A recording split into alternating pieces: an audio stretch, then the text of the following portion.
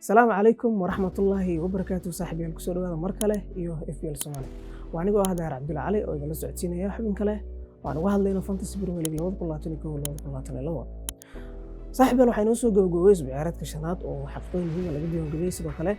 كلامه مهمة أو ما ولا شيء آدم تشنينا إيه دعنا marka ugu horeysa waxaan xasuusinayaa inaad kusoo biirtaan channelkan YouTube-ka FPL Somali oo hadda uga daawaneysaan inta ku jirta ay xasuusiyaan in ay subscribe saareen sidoo kale ay taabteen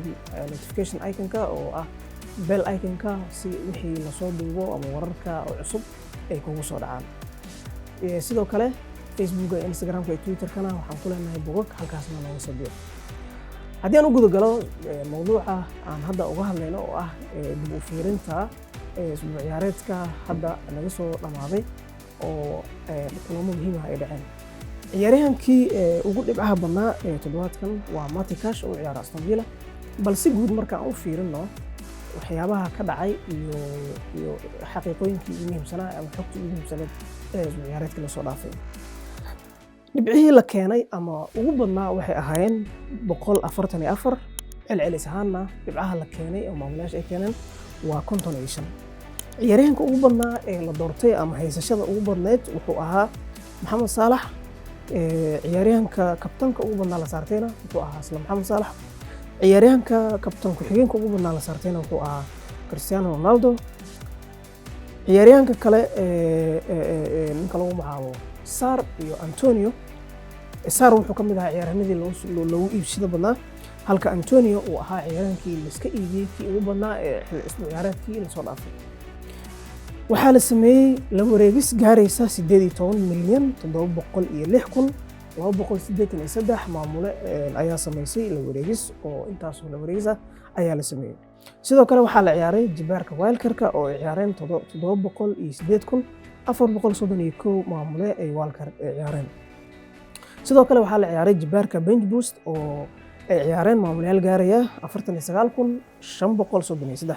halka free hit ay ciyaareen maamulayaal gaaraya 127,510 waxaa kaloo la ciyaaray jibaarka triple captain-ka oo ay ciyaareen maamulayaal gaaraya 104,000 iyo 192 ayaa la ciyaaray haddii aan fiirno marka maamulayaasha ama ciyaaryahanada ugu dhibcaha badnaa ee toddobaadkii la soo dhaafay loogu soo gaabiyay magacooda Dream Team-ka toddobaadkii la soo dhaafay isbuuc ciyaareedkii ciyaaryahanka ugu dhibcaha badnaa waan sheegay wuxuu ahaa Matty Cash oo ciyaara kooxda Aston Villa Matty Cash wuxuu ka qayb qaatay in kooxdiisa ay 3-0 kaga badisay kooxda Everton Matty Cash ayaa gool dhaliyay sidoo kale shabaqiisa ilaashaday dhibciye dheeraadka aan helay sidaasna ku keenay 15 dhibcood si guud marka ciyaaryahanada waxaa ugu horeeya oo dhinaca goolhayaha David De Gea oo kooxda Manchester United u ciyaara waxa uu sameeyay badbaadin oo ciyaarto dhamaad ah kooxdaas West Ham iyo Manchester United kulankii isku arkeen oo Manchester United ee 2-1 ku badisay ayuu wuxuu sameeyay badbaadin oo rigoora ah oo xilli dambe ah sidaasna wuxuu ka helay dhibco gaaraya 10 dhibcood isagoo badbaadinta rigooraha kaliya ku helay 5 dhibcood halka uu helay dhibciye dheeraadka ah oo 2 ah marka sidaas ay wuxuu ka helay 10 Matty Cash ee daafacyada dhankooda ugu horeeya waxaa kaloo daafacyada ka mid ah oo ugu dhibcaha badan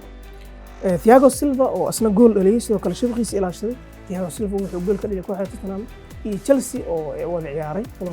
kulankii ugu xisaab badnaa toddobaadkan oo 3-0 ku soo dhamaaday 15 dhibcood ayuu ka helay ciyaaryahanka kale ee Chelsea u ciyaara lagu magacaabo Antonio Rudiger ayaa asna keenay 14 dhibcood Rudiger asna gool ayuu dhaliyay shabaqiisa ayuu ilaashaday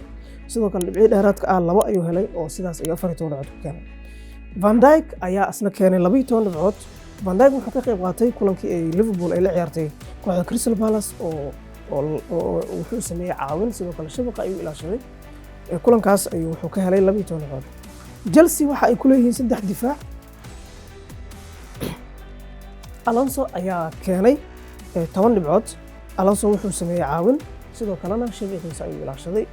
dhibciye dheeraadka ahna 1 ayuu helay dhinaca khadka dhexe markaan fiirino Sar ayaa ugu dhibco badan khadka dhexe waxa uu helay 15 dhibcood waxa uu dhaliyay 2 gool oo ka mid ah goolashii 3 ahaa ay uga badiyeen kooxda Norwich Watford dhibciye dheeraadka ahna 3 ayuu helay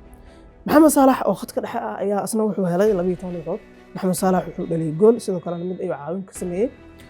dhibci dheeraadka ahna 2 ayuu helay isagoo jaallo qaatay oo marka halkaasna hal dhibic laga jaray ciyaarahan Martin Odegaard oo goolkii guusha ee Arsenal ay ugu badisay Burnley u dhaliyay ayaa asna keenay 12 dhibcood sidaasna khadka dhexe saddex ciyaaryahan oo min 15 iyo kala keenay 12 iyo 11 ayaa meeshaasi dhibco ka keenay dhanka weerarka markaan fiirino Ivan Toney ayaa 12 dhibcood helay Ivan Toney wuxuu laba gool ka dhaliyay kooxda gool ayuu ka dhaliyay gool kalena caawin ayuu sameeyay kooxda Wolves ay 2 uga badiyeen kooxda Brentford ciyaaryahanka u ciyaara kooxda Watford ayaa asna keenay 10 dhibcood dhinaca weerarkana laba ciyaaryahan oo kaliya ayaa ka keenay dhibco dhibcihii marka la isku dardaro guud ahaan waxa ay noqdeen 136 ayaa la keenay waxaad moodaa in toddobaadkan celceliska markii la dhaho weli toddobaadyada ay isku agdhow yihiin oo celceliska ilaa hadda wax 60 gaaray waa yar yihiin 55 54 ay marayaan marka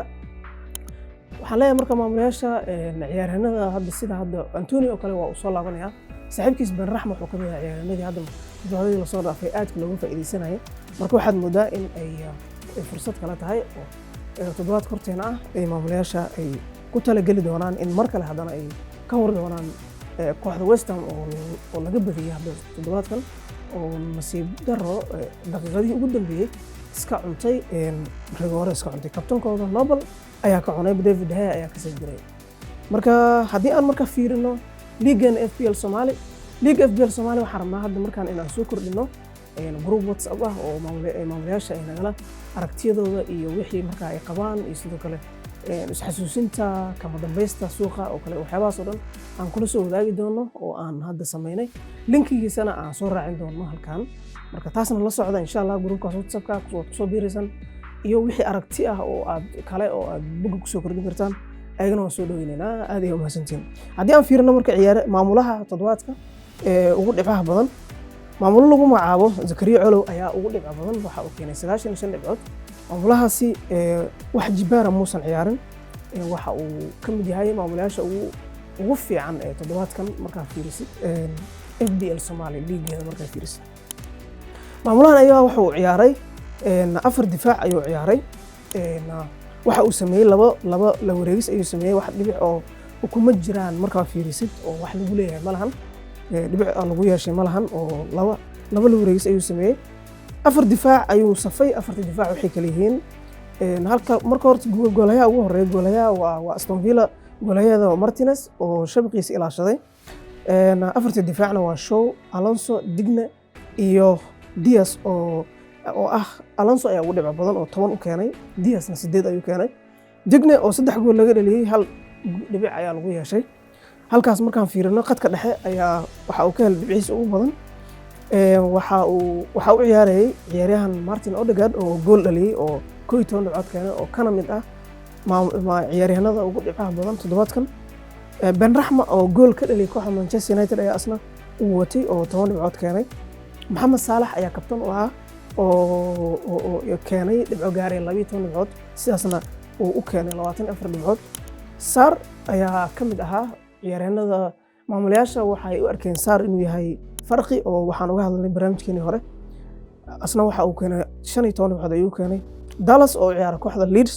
oo barbardhac hal iyo hal la gashay kooxda Newcastle ayaa 2 dhibcood u keenay Cristiano Ronaldo ayaa sidoo kale u safnaa oo kabtan ku xigeen u ahaa isagoo ka helay 6 dhibcood Alexander Arnold ayaa u ciyaarayay dabcan Alexander Arnold toddobaadkan muusan ciyaarin xaalado caafimaad darteed ayuusan u ciyaarin oo maamulayaasha waxaa loogu bedelay